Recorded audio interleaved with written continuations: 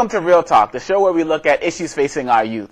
My name is Omekongo. I'm your host, and today we have a progressive hip-hop artist who goes by the name of Christylez Bacon. He is a Grammy-nominated hip-hop artist who utilizes the West African djembe drum, acoustic guitar, and the human beatbox. He is also the first hip-hop artist to be featured at the Smithsonian Folk Life Festival, and he just has a wonderful story, which I'm hoping will be inspirational for the entire Real Talk audience.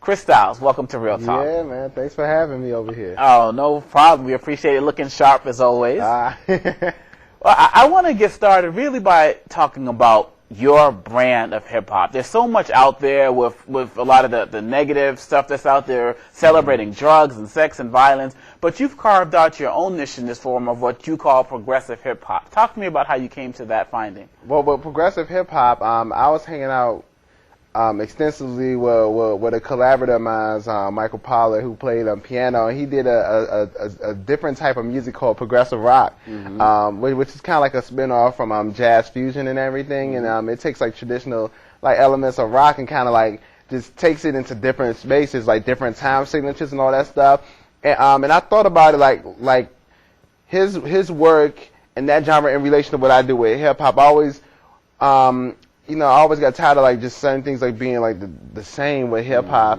and I wanted to add a different thing into it, like kind of paint it the way I wanted to see it, with my individuality.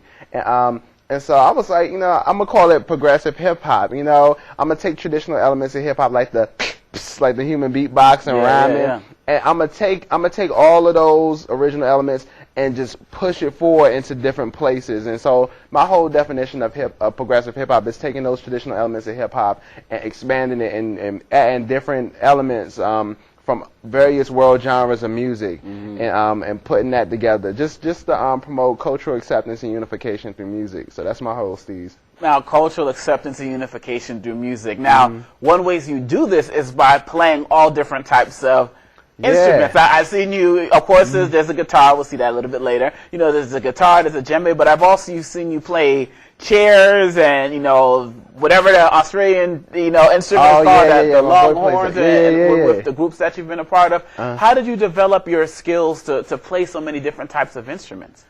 I don't know. I think it comes from not having an instrument, like first and foremost. So you understand that any and everything is an instrument. You don't have a drum, but you got a bucket and a trash can, and so that becomes an instrument. And with that, like you roll with other people that just had that same mindset, and with that, you could just pretty much learn everything. So I started playing a little bit of West African djembe drum just because it's part of like that whole community about like being connected to African heritage. And I picked up spoons, just being curious about percussion instruments and diving into folk music. So I picked up that too, guitar, and now I use guitar primarily. That's like one of my primary instruments.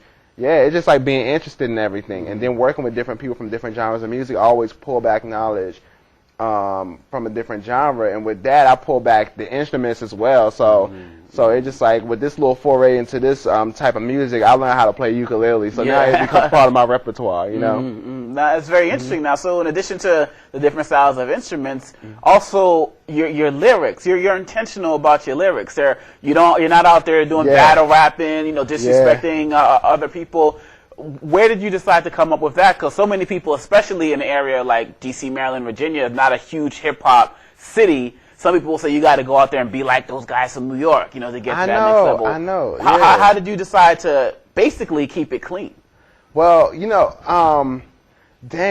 my mom kind of raised me as an MC a bit. It's kind of crazy because my mom, she used to get a DJ on and stuff like that, and she used to write her little raps back in the day. She always wanted to be a lyricist and everything. So when I was coming up and I was rapping, my mom would help me as far as like the performance of my rap. She's like, "Now you gotta say it again. You gotta say it louder, with more conviction and stuff." And so, and her whole thing was like not using curse words because she felt like they were like crutches. And then I went to like creative writing programs, like one that was conducted by Timothy Jones, who was like a hip hop educator. And his whole thing was like you can't use any curse words, you can't say the N word or whatever and stuff like that. And so it forces you to really be able to express yourself without any of that. You have options, you know what I'm saying? Instead of being like, oh, I can't do it if I don't have that. So that's my whole thing. And you know, my whole goal is to introduce people to hip hop that would normally turn a deaf ear to it. Even though hip hop is so popular and it's been out for a minute, there are a lot of people who still don't know what true hip hop is, what it's really about. And with that, you know, I don't need a lot of deterrence. You know, some people who just don't want to understand like the beauty of hip hop, they wait for opportunities to turn a deaf ear to it. Mm-hmm. So sometimes that's the swear word is just that instant. So they hear that and they're like, oh, see, I told you. What I tell you? You know what I'm saying? Because that's how people do. And so me, I was like, no deterrence. You're gonna hear this, and this is me communicating with you. So if I want to communicate to a broader audience, if I want to, if I have a message and I want to deliver it, I want to make sure I take off all the unnecessary things that prevent you from really getting a fine-tuned message. That's my whole thing. So you can have an audience, kids as young as 5 years old, the parents as old as 55 years old. That's exactly what it is too. I have a show, and they bring their kids with them, and then you have the seniors. So a lot of times when I'm performing, I'm rocking for like three or four generations or something like that. And it's pretty interesting that, you know, all of those cats from the kid, like the really small kids, to the teenagers, adults, and seniors, all of them could be in the same crowd rocking to the same music, because it's normally like, oh, you know what I'm saying, this is the hip hop stuff. This is for me as a teen or maybe as an adult, but y'all can't rock to that. Like this is separate from y'all as you know what I'm saying, as the elders or whatever. But nah, everyone could get it, because at the end of the day, it's an expression, it's art, and it's song and storytelling. It's storytelling at the core of it all, and anybody could listen to a story and enjoy a story. Yeah. Now that's very interesting, because it has me wondering, since your work is multi-generational, but people who write a certain type of hip-hop, let's say, who talk a little bit about the violence in the streets and stuff, they only have a particular audience, you know, pretty much that maybe 14 to 24-year-old group. Given that you can appeal to such a wide range of people, why do you think more young hip-hop artists are not going your route to try to diversify what they do? Wow. I think it's because, you know, in some cases, you can't do what you don't know. Maybe a lot of times they don't know it's possible. You know, and this is the interesting thing. Like me, I'm born in '86, and so I grew up with a certain type of hip hop. But also, my mom was getting her DJ on, so you know, I had my homework. You know, and I know about stuff I know about earlier hip hop, and I even know about, you know, earlier music, and all the way back from my grandma's generation now. And so, you know, I have a nice little sense of musical history, not only with Western culture, but, you know, world music culture and stuff. And with that, the kids, they, you know what I'm saying, they come into hip hop, they view a hip hop different. So if you come into hip hop and you born in the 90s, you know what I'm saying, you're listening to your music, your heyday is the early 2000s, and that's like you know, you got Jay-Z and stuff doing it, and you know, and Neptunes were hot, which I love those cats. But your whole opinion of hip hop is different. You don't really have that sense of history with it to know where it comes from and how there are diverse styles. Now on the radio, it's really like, it's really narrow, the variety in hip hop. But a while back, like in the 90s or something like that, early 90s and stuff, I mean, you had gangster stuff happening, you had conscious stuff happening, it's all types of stuff. You had fun stuff, little party stuff. Right. You know what I'm saying? Young MC. Yo, oh my God. You had NWA, Kid and Play, and Public Enemy, and Tribe Called Quest. All of those four at the same time. That's unheard of. Now it's one crew, and they, you know, it's usually like one crew, and they dominate rap for a period of time. Like the Ottoman Empire, you know, like a reign. Absolutely. You know what I'm saying? So I think some cats just don't know it's possible, man. And I think to know it's possible and to do something like that, it requires you not to buy like a different, you know, a wardrobe or develop a persona, but introspection, to look at yourself and like get to know yourself and find out like, what do I really like and what do I like to do.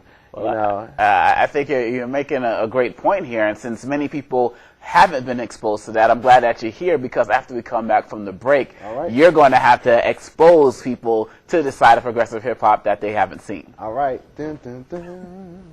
We'll be right back with more Real Talk.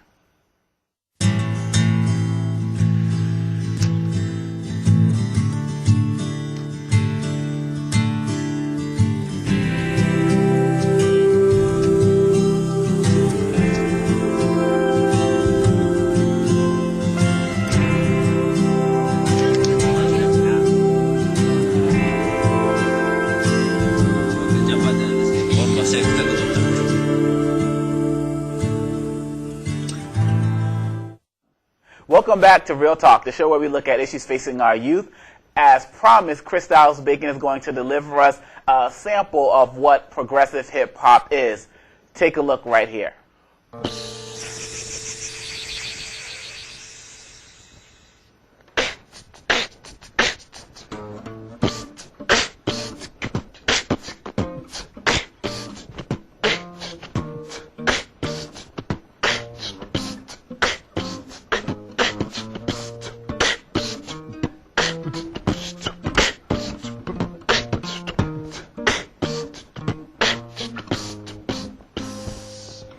My friend the other day told me about this new place right next to the Indian spot they call Bombay. It's this new cafe around the way, plus the Wi-Fi's great. It's going down slim just like Pompeii. So I gathered my computer and maneuvered to the place, riding my bicycle so I always got the parking space. I stepped in, set the bag in the chair, pulled out the mobile device and checked in on Foursquare. The cute lady across from where I sat leaned over and asked me, what type of phone is that? Is that the 4S? She said, aren't they smaller than that? I got the case on it with the extra battery pack. Then we started politicking about tech, news, and business. 30 minutes into it, we got the same interest. I asked her what the order since she here all the time. She said, I never eat here, I'm just chilling for the Wi-Fi.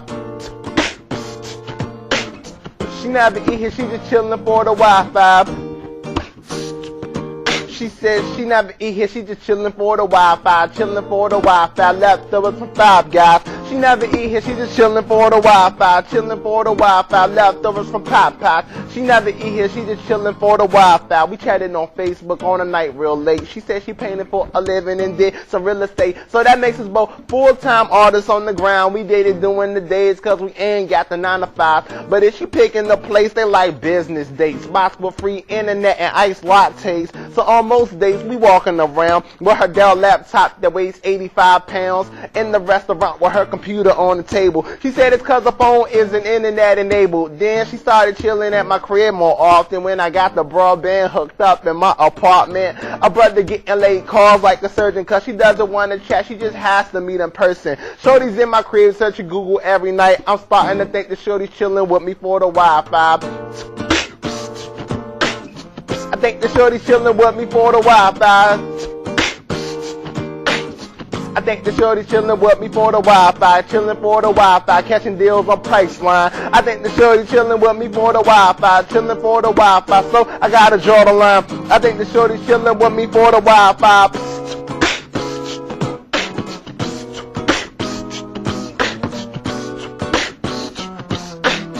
I think the Shorty's chilling with me for the Wi-Fi.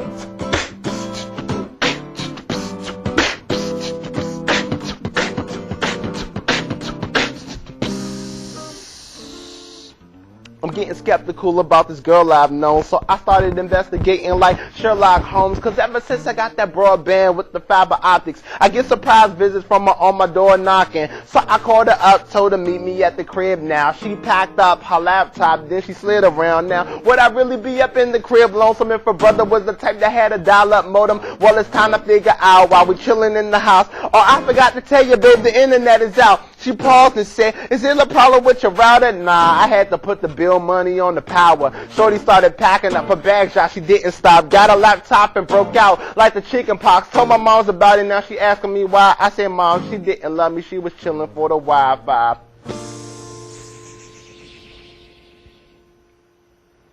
That was really impressive. I think that, well, I've seen you, so the audience hasn't really seen you if they haven't been familiar with your work, but seeing your work, it would make me ask the question, why aren't more people considering this type of music? I want to talk about some of the places your music has taken you, because you talk about growing up in Southeast, and anybody who knows your story knows that you've grown up in an area that could be considered to be underserved and, you know, may have some issues as it relates to crime and the like, yet you were able to emerge to do what you're doing now. Talk about some of the places that you've been to that your music has taken you to. Well, dang, it's mad crazy, because it's like I oftentimes say like, dang, you know, under normal circumstances, a lot of people from my hood wouldn't be in, you know, situations like this, you know. But I've performed in all types of places. I've done the Kennedy Center like more than 3 times, you know what I'm saying? And maybe after this, I think a 4th time coming up, you know. So I've done that. I performed at Strathmore, the Music Center at Strathmore, and that's one of the newest concert halls in the country right there, out in Maryland. And I performed in the Sun Valley Opera House, sold that out in Sun Valley, Idaho. I performed in Utah, like Utah. all over the place Yeah. for some crazy events in front of some crazy people. Like the Smithsonian Folklife Festival.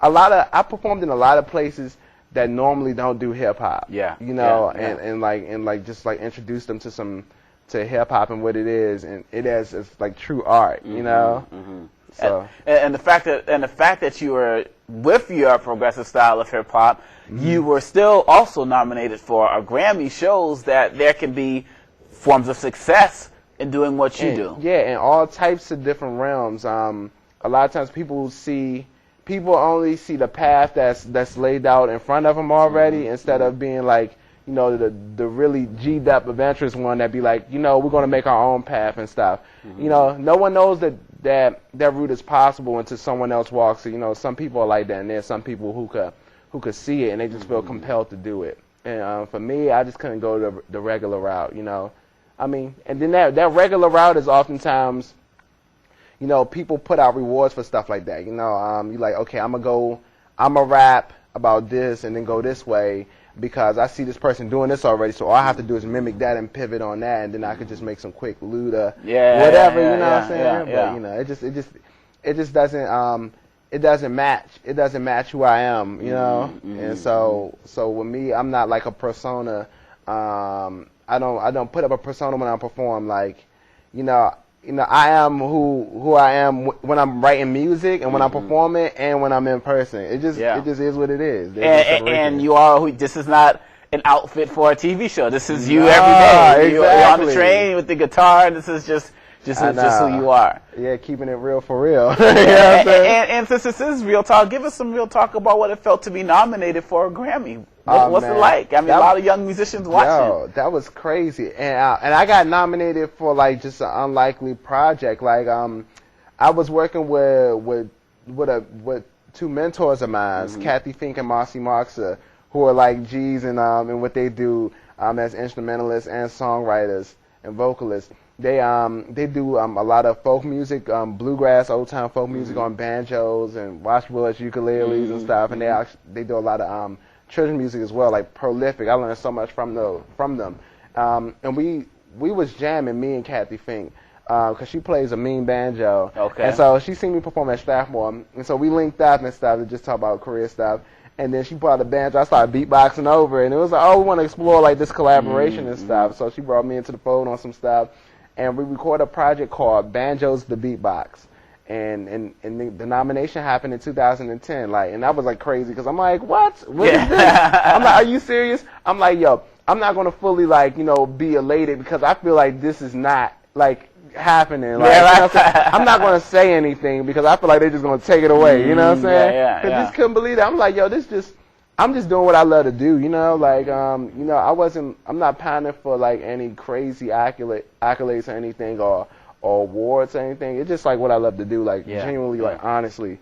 And so when some stuff like that happened, I was like, oh, snap. The red carpet stuff, crazy. Must have been. What are some of the other projects that you're working on now? I mean, you've put out several albums over the years, and it seems like you're always reinventing yourself in terms of your project. So what type of music are you working on now? So let's see. I have this one CD out right now at the moment called Christylez Bacon in Concert, which is a collection of live performances at Strathmore and at the Kennedy Center. All like orchestrated stuff, like string section, horn section with beatboxing and rhyming over it and guitar. And so that one's out right now. And I'm finishing up a new project called Hip Hop Unplugged, which is an all acoustic hip hop album. Like nice. no drum set in it though, and no beats, no drum machine style, just all human beatbox as the drum tracks on everything. String section, horn section, folk, 2-part vocal harmony, guitar, and me rhyming. It's like all stuff I composed and everything. And I mean that's gonna be a cool project. I can't wait until that thing is done. It's like mastering and all that stuff is happening right now. So you do it all. You're behind the scenes. You're in front of it. Man. You pretty much master everything. Well, I'm messing around. I'm dabbling in a lot of stuff. I mean, for me, it's all about like expression, and I have words, and like my words, my lyrics, they mean a certain thing to me, and so the music that's underneath it is also important. It's equally as important. I didn't want to be at the mercy of someone else's like beat making. I wanted to say, okay, this line is about like not having the finances to do stuff. So the harmony that happens underneath it, like as far as chords on guitars, it has to connect to it. You know what I'm saying? And so I love doing that, and I love recording the instruments on the album too. You know, I was engineering for the recording of like the string section, the horn section, and everything like that, just behind the boards. It's fun, like it's science. You know, it's science. It's dope. That's amazing. What type of advice would you give to a young artist today, whether they're a singer, whether they're a rapper, whatever, just thinking about putting themselves out there? What advice would you give them? My advice would be, you know, my old third grade math teacher, Miss Mitchell, always used to be on some stuff where she say practice makes perfect. Mm-hmm. She ain't lying. Like, you know what I'm saying? She ain't lying. And so that is one of them. And the second one is, you know, you get better in your art by practicing, and not just practicing stuff that you already know, but practicing stuff you don't know, and that's how you like really like move forward and make strides. But you also, I feel like you become a better artist when you get to know yourself more. When you know yourself more, you become original. You know, you become you. You step into who you are. And you won't sound like everyone else. Everyone sounds the same, so it's just like, you know what I'm saying? Yeah. I mean, it's cool if you want to like get like a little ends off of someone else's coattail, but it's like when you get to know yourself in relation to all the other cats around you, then you know you're really doing a service to the world. Like, you know, when you're doing someone else, it's just like but when you truly be original, you really serve the world because you give people a truly different perspective. So it's just like, you know, search who you are. Search who you are, the things that you like, you know, and what makes you tick. You know, that's my advice. Would you recommend people going to chase the record deal route, or would you say with all of the technology out there, people should consider going the indie route? What advice would you give there? Oh man, well, me personally, I didn't even pursue the record route. It's kind of crazy because it's just like, man, I'm not signed. I'm not even with a record label, but I do music for a living. You know what I'm saying? I do music for a living, and I put out CDs, and I have like a Grammy nomination, and I play at all these different places, but I don't have a record deal. So it just with technology today, it just redefines how everything works.